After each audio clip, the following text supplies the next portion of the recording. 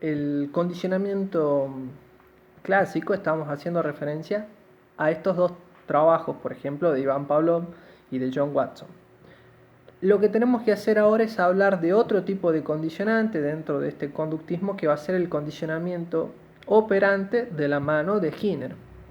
Skinner lo que va a hacer es justamente no trabajar sobre esta relación estímulo-respuesta que es propia del condicionamiento clásico, sino trabajar sobre la relación entre la conducta o respuesta también, porque es lo mismo, entre conducta y respuesta y un estímulo. Ese estímulo cumple el papel o la función de operar sobre la conducta. En ese caso, lo que hace Skinner es tratar de plantear dos tipos de estímulos o dos tipos de reforzadores. En este caso, un reforzador positivo y un reforzador negativo. ¿Qué es lo que dice Skinner? Que el reforzador positivo, o existe un reforzador positivo cuando se aumenta la frecuencia de una respuesta por la presentación de un determinado evento. Y en contraposición, el reforzador negativo implica que aumenta la frecuencia de una respuesta por la extracción de un determinado evento. Es decir, en una yo presento el evento, que es en la positiva, y en la negativa yo sustraigo el evento, es decir, lo quito al evento, lo quito al estímulo, y en el otro presento un estímulo. Vamos a poner ejemplo. En el caso de que un reforzador positivo, ustedes están haciendo las tareas en los trabajos de manera virtual, entonces le piden a los padres que le compren o le cambien el celular en el caso de que ustedes aprueben todos los trabajos prácticos o no aprueben todo el primer trimestre, entonces los padres le van a cambiar el celular. Esta acción, este estímulo del celular funciona justamente como un reforzador positivo, porque hace que su conducta, en este caso la de estudiar, sea reiterativa y se esmeren y no desaprueben ningún trimestre. Entonces en ese caso este reforzador positivo, que es el celular, funciona como un estímulo positivo. Lo mismo sería que en el caso de que ustedes vayan haciendo las tareas, aprueben todos los trabajos, no se llevan ninguna nota en el trimestre, y venga un padre o un tío, un abuelo, y les diga: estoy orgulloso de vos.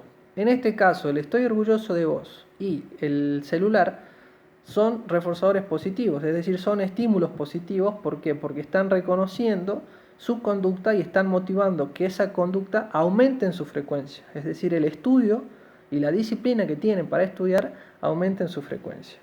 ¿Cómo sería en el caso de un reforzador negativo? Bueno, el reforzador negativo sería que sus padres o quien fuera su tutor le sustraiga el celular y le dice: bueno, yo no te devuelvo el celular hasta que yo no vea que te estás poniendo las pilas con los trabajos, con las evaluaciones, hasta que yo no vea que mejores en tu rendimiento, no te devuelvo el celular. Entonces, el quite del estímulo, en este caso el celular, aumentaría la frecuencia de la conducta de ustedes, que sería justamente aprobar las materias para que le devuelvan el celular. Esos serían algunos ejemplos. A ver, tratemos de poner un último ejemplo de un reforzador positivo y un reforzador negativo. Vamos a uno externo, por ejemplo. Son actores de teatro, están presentando la obra. En el momento en el que están presentando la obra, termina la obra, la teatralización, y reciben el aplauso del público. El aplauso del público funciona justamente como un reforzador positivo, porque va a hacer que el desempeño de ustedes como actores siga aumentando, es decir, aumente la frecuencia de esa conducta, porque hay un reconocimiento de por medio, en este caso el aplauso.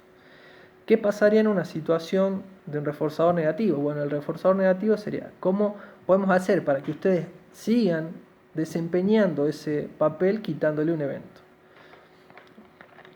Por ejemplo, que ustedes se sientan incómodos con la indumentaria del personaje en la teatralización, o con la iluminación del escenario, porque les resulta incómodo para concentrarse. Entonces se les quita la iluminación, se les cambia el vestuario, y ese estímulo La iluminación y el vestuario hacen que ustedes se concentren aún más en la teatralización y en la representación de la obra, y eso va a hacer justamente que su desempeño siga siendo óptimo o positivo. Otro ejemplo que podemos dar en el caso de estímulo reforzador positivo y de estímulo reforzador negativo sería el que usualmente se puede presentar en clase. Por ejemplo, yo les doy la consigna de que les voy a subir un punto en la trimestral, pero necesito que en la clase del día de hoy, hipotéticamente hablando, participen todos los estudiantes. Entonces el tema de la clase va a ser los medios masivos de comunicación y las implicancias que tiene los mismos, mejor dicho, en la política.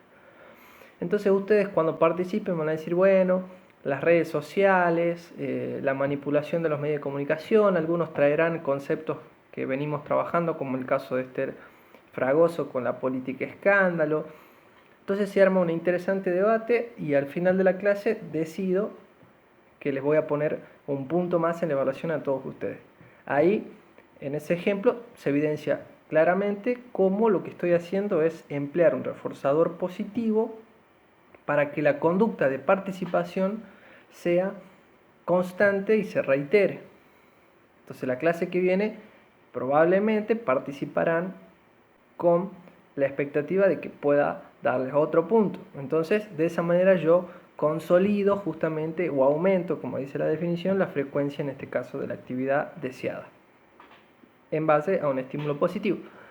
La relación, digamos, de un reforzador negativo sería la siguiente, que ante la misma consigna, es decir, que se le sube un punto de la evaluación con la condición de que participen todos en el debate, se arma un bullicio, una situación de indisciplina. Entonces participan todos, pero cada uno participa sin escuchar al otro. Es decir, yo hablo con tal de que tenga un punto más, pero no me interesa lo que mi compañero opine.